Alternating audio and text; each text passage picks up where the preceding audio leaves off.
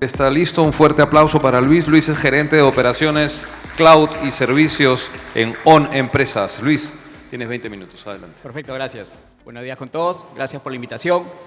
Hoy me gustaría comentarles un poco y hablarles sobre cómo la minería ha ido evolucionando hacia un esquema de minería de inteligencia, basada en inteligencia artificial, conectada, tomando decisiones en tiempo real. Y estas decisiones se toman en base a los datos que se generan en los entornos productivos. ¿Por qué comento esto? Porque los datos hoy en día ya no solo son lo más importante, sino que es elemento esencial para toda solución de inteligencia artificial. ¿Por qué? Porque como los datos se generan en la operación, en producción, y yo tengo que tomar decisiones en línea sobre la acción que voy a tomar. El problema de ello es que si tuviera una latencia, esas decisiones tienen que ser de forma inmediata. Entonces, por ejemplo, si yo esto lo quisiera llevar a un entorno práctico, quisiera saber, por ejemplo, medir el microdesplazamiento en las minas, o quiero la microdesplazamiento en la parte de los tajos, si es una minería abierta, o quiero medir o saber las personas que ingresaron, las que permanecen y las que salieron de las galerías. Eso tiene que ser soluciones y tomar decisiones en tiempo real. Medir, por ejemplo, la gestión automática de los camiones de carga pesada para poder hacer una asignación de ellos. O también medir la carga que se está llevando estos camiones de carga pesada. ¿Para qué? Para saber si estamos haciendo un uso eficiente del movimiento de cargas, ¿no? Entonces, todo esto, toda esta información, todos estos datos, hoy en día se pueden realizar gracias a que existe una convergencia. Ya no solamente estamos hablando de la inteligencia artificial, de los procesamientos a nivel digital, sino que ya la convergencia del mundo de inteligencia artificial con la robótica te permiten tomar acción sobre el mundo físico. ¿Y esto qué significa? Que hoy en día ya podemos nosotros, a través de los datos, tomar decisiones inmediatas. En un evento, por ejemplo, lo expuso Jensen Huang la semana pasada, el CEO de NVIDIA, donde habló pues que justamente la convergencia entre la inteligencia artificial y la robótica hace que existan ya aplicaciones prácticas en el mundo real, ¿no? Aquí hay un dato interesante. Por ejemplo, IDC habla sobre la preferencia de seguir procesando y poder almacenar información aún en el on-premise. Y existe un volumen importante que sigue manteniéndose en el on-premise. Y no solamente eso, sino que también hoy en día la inversión sobre el on-premise sigue manejando y sigue creciendo, ¿no? Entonces, acá que te habla es el on-premise. El on-premise, ¿por qué? Porque los datos se generan en el ambiente productivo y necesito tomar datos y en función a esos datos tomar decisiones inmediatas. Este es un modelo en el cual nosotros hemos trabajado ya con algunos clientes donde hemos desarrollado una solución donde, por ejemplo, la información se necesita almacenar y muchas veces procesar en el centro minero, pero se tiene que guardar en un centro de datos, en un sistema containerizados, con UPS, grupos, aires acondicionados. Dentro de esto se montan las soluciones de IT. Necesitas un esquema de monitoreo 24/7 porque no te salvas. O sea, el hecho de implementar inteligencia artificial no te salvas de los sistemas que hoy día vienes operando. Igual se tiene que seguir los sistemas back office. Tienen que seguir sacándoles backup, monitoreo. Tenías que protegerlos, parcharlos o actualizarlos. Esas soluciones de back office se mantienen en el tiempo, no es que vayan a desaparecer. Necesitas personal en mina, personal en remoto. Pero ¿qué sucede? En la medida que nosotros vayamos madurando e implementando soluciones de automatización, soluciones autónomas, vas a tener mayor dependencia del mundo de TI. Y necesitas tener un esquema de contingencia. Necesitas replicar tu información hacia un entorno remoto. Y esa replicación te sirve para poder recuperarte frente a un desastre. Hace una ponencia anterior hablábamos sobre el tema del ransomware, por ejemplo. ¿Qué pasa? Y lo hemos vivido más de una vez cuando nosotros asesoramos a algunos de nuestros clientes, donde nos levantan el teléfono y nos dicen, me encriptaron los sistemas. Nosotros hacemos una forencia y lo primero que encontramos pues que a las 5:03 de la mañana le borran los backups, que es lo primero que hace un atacante de ransomware, ¿no? Usualmente te borran los respaldos a disco. 5:04 de la mañana te encriptan los servidores. Entonces no puedes ni regresar al respaldo y no puedes desencriptar los equipos, ¿no? Entonces es importante mantener un sistema replicado, pero esa replicación con un sistema de backup a disco tiene que contener una solución anti-ransomware. ¿Y qué significa eso? Bueno, primero, más allá de tener doble autenticación, tiene que tener un sistema inmutable. ¿Qué significa inmutable? Que nadie lo pueda borrar. Ni siquiera el administrador pueda borrar ese backup. Porque sucede, cuando uno revisa el backup, oye, lo borró de tu administrador que tenía derechos. Sí, pues lo que pasa es que el atacante lo primero que hace es capturar los privilegios de los administradores. Y es el mismo que lo borra. Por eso es que los backups tienen que tener un sistema inmutable. Hay muchas historias críticas de recuperación cuando no tiene ese respaldo, ¿no? Y tener, obviamente, esquemas de comunicación. Ya tenemos sistemas satelitales. Entonces, siempre tiene que encontrarse disponible, ¿no?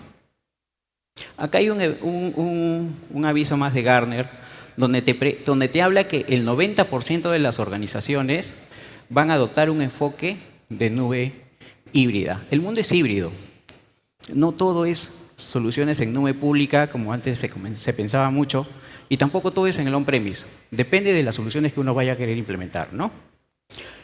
Acá hay otro aviso de IDC, ya no de Gartner, de IDC, que más o menos te habla de lo mismo, donde te dice pues que aproximadamente el 49% de las aplicaciones en nube pública tendrán soluciones en on-premise, o un componente en el on-premise, ¿no?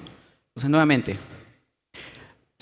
y esto, ¿por qué lo resalto?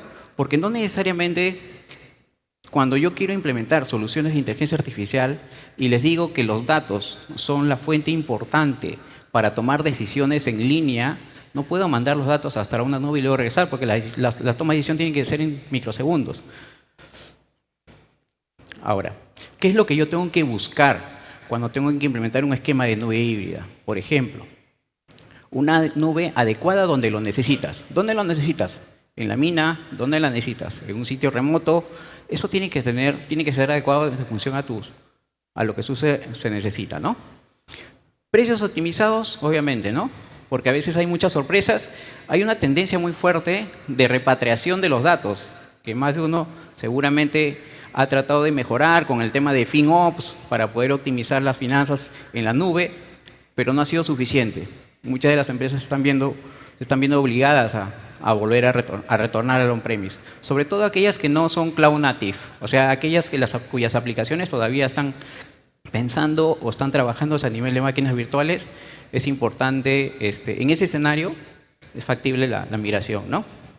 La conectividad, la latencia.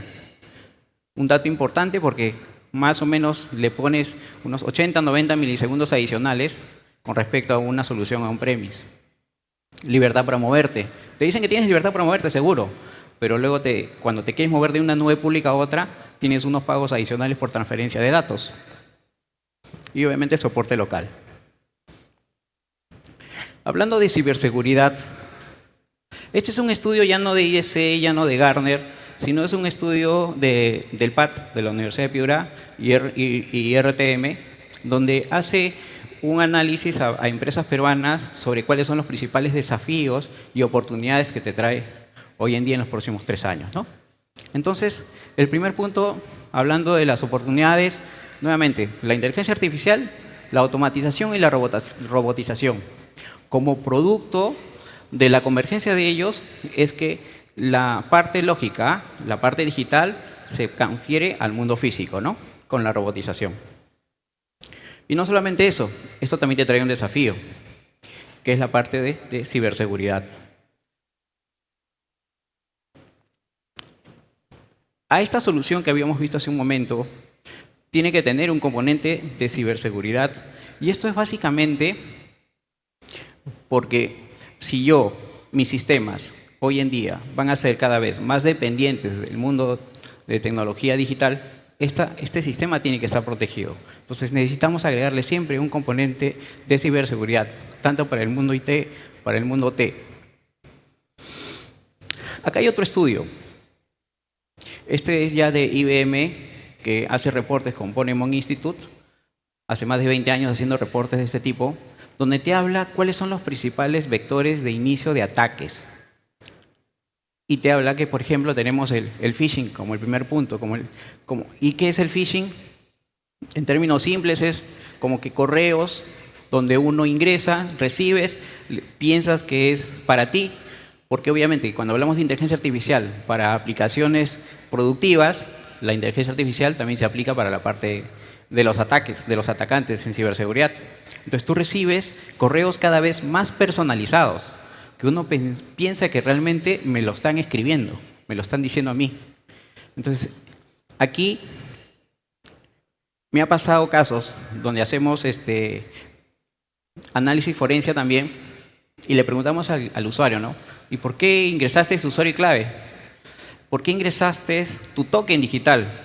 O sea, ¿de qué vale que en las empresas pongamos todo esto si cuando el usuario le llega un correo y dice, no, lo que pasa es que era un documento que me estaba mandando alguien conocido y que yo esperaba ese documento o pensé que era para mí, quería abrir el Word, pero el Word me pedía mi token, me pareció raro, pero igual lo ingresé. Y con eso ya se capturó toda esa información. Ese es phishing. Y cada vez está más personalizado, ¿no?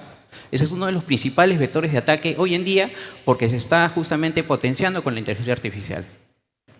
Otro punto importante que también es otro vector de ataque son los proveedores. O sea, yo me puedo proteger, tengo seguridad, le he hecho un análisis de vulnerabilidades, un ethical hacking, y la pregunta es, yo tengo sistemas conectados con mis proveedores. ¿Cómo sé yo que mis proveedores están siendo realmente diligentes en la seguridad?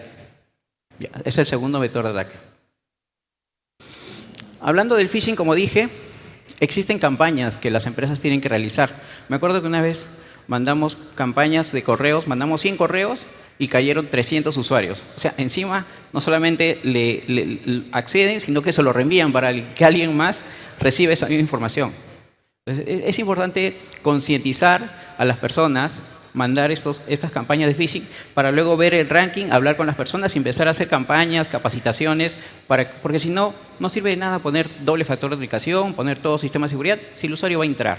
Una vez que ingrese, lo que hace es, como hicimos hace un rato, hace dos ponencias, hace desplazamiento lateral, se apropia de la clave del administrador y borra tu información y la encripta, ¿no? Hay protección, puedes poner muchas soluciones más, pero es importante reforzar el tema de las campañas de phishing, ¿no? El segundo punto que dije hace un momento era sobre el tema de la seguridad en terceros. Siempre yo voy a dar, pero es un tercero, sí, pero tienes sistemas que comparten, tienes VPNs que se conectan, tienes soluciones que están interconectadas. Entonces, ¿cómo sabemos? Yo no solo puedo pensar de que mi seguridad, si solo veo a mi entorno. En realidad tienes muchos proveedores. Tienes proveedores de cloud, tienes proveedores de logísticos, auditores, todo ese ecosistema en realidad es tu superficie de ataque. Y la pregunta, como dije, ¿no? ¿Serán mis proveedores realmente diligentes con las soluciones y los datos a proteger? Siempre vemos problemas cuando no es así, ¿no? Entonces, existen soluciones simples en el mercado que fácilmente te pueden dar un ranking, no solo para ti, sino te dan un ranking a nivel de proveedores para saber cómo está la ciberseguridad en los proveedores, ¿no? Cómo están manejándolos. Y esto, bueno, hay una de las soluciones es el Security Scorecard que nosotros manejamos también.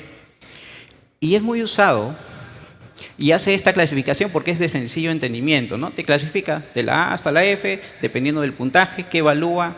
Evalúa seguridad de la red, evalúa estados del DNS, evalúa frecuencia de parchado, tus aplicaciones si están o no están activas, si tienes por ahí sistemas dejados a su libre albedrío, como dicen, sí, ese sistema estaba hace años que no lo usamos, pero está conectado. Ya. Este sistema hace esa evaluación exterior y te permite evaluar, como dije, a tus proveedores también. Entonces, de alguna forma, mitiga un poco el riesgo de esta exposición, ¿no? No es cualquier, o sea, y estas soluciones usualmente se utilizan en el sector corporativo, donde he sido parte, hasta a mí me han evaluado como proveedor, donde tú puedes tener de un reporte sencillo cómo está la evaluación de tus proveedores y tus clientes inclusive, ¿no? Entonces, pilares para una minería digital segura e inteligente. En realidad, la inteligencia artificial, si la queremos aplicar, es importante pensar de que necesito rápidos tiempos de respuesta. Debe ser un análisis tiempo real. En mi experiencia, cuando por ejemplo, fui, como dije, al evento en Silicon Valley, tú los tomas los taxis, yo no puedo entender, los taxis son autónomos hoy en día. Tú puedes pedirlo con una aplicación. Imagínate que ese taxi que es autónomo le está preguntando a un servidor externo si tiene que voltear a la derecha o tiene que pasar una archiva. Esa transacción, esa operación tiene que ser inmediata. Entonces la IA tiene que estar en el extremo. El edge computing, donde están tus soluciones para decisiones operativas. Tu arquitectura es híbrida para un sistema resiliente. Una gestión proactiva de riesgo no solo tuyo, también de terceros. Y finalmente, bueno, la minería futura será autónoma, conectada y basada en inteligencia artificial, y dependerá su éxito, su gestión segura y una gestión proactiva del riesgo. Muchas gracias. Muchas gracias, un aplauso. Gracias, Luis. Excelente, Luis. Tenemos una diploma que entregarte. Gracias por tu participación. Interesante aspecto y estrategias de lo híbrido. Es una manera interesante de proteger la información. Edge computing, quien no está familiarizado con ese término, es poder darle un poco más de inteligencia a los dispositivos. Estos puedan tomar siempre a un procesamiento dentro del propio dispositivo que administra los datos. Muy interesante.